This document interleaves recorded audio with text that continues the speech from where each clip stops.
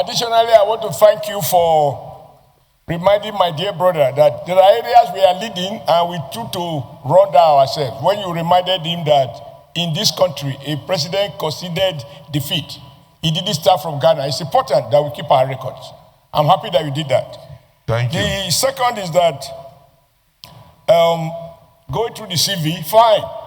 And my friend also said because of the SAN thing, that makes it different. I'm not too sure.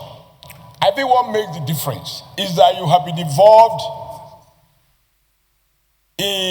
with all the efforts, or some of the efforts, to reform the Electoral Act in a way that will be more transparent and will give Nigerians greater confidence in the electoral process.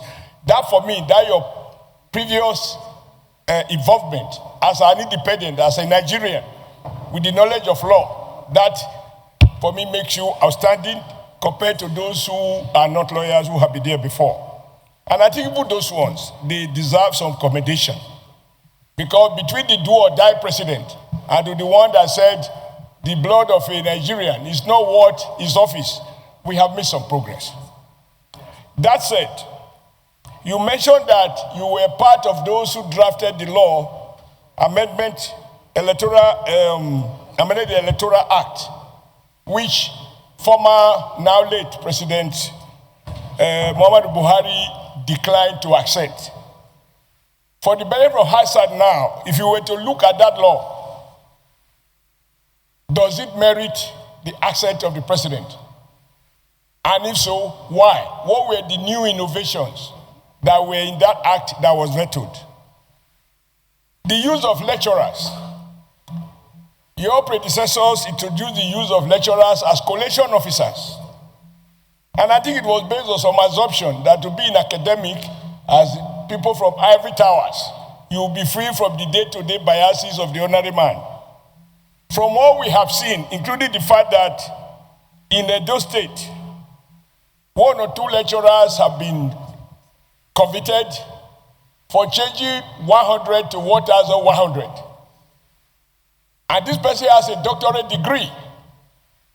So, given some of the evidences that you have reviewed in court, even if you were not involved in those cases, but you review superior court decisions, do you still hold the view that you will continue with this tradition in the face of the current evidence? Last one, an experience we had in Edo State, because the Senate President said we should speak from our own experiences, where the chairman of a political party, a party that is dying now, his wife was a director or heading ICT unit of INEC in a state, and the husband being chairman of a party, but if the truth be told, being PDP wife, the wife of PDP chairman,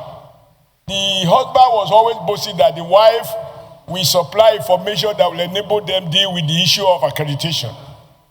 Will you be able, as you have assured us earlier, in course of your doing audit and review of what has happened, make a policy that seeks to say that if you are a spouse of a politician, you cannot be given appointment, particularly a sensitive appointment in INEC, so that it doesn't become a family affair. That's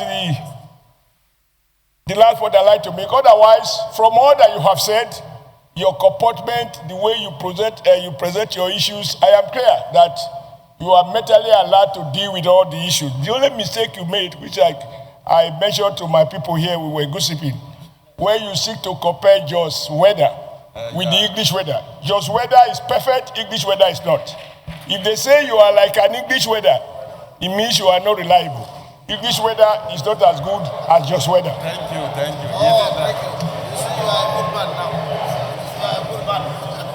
Senator Shehu Boba.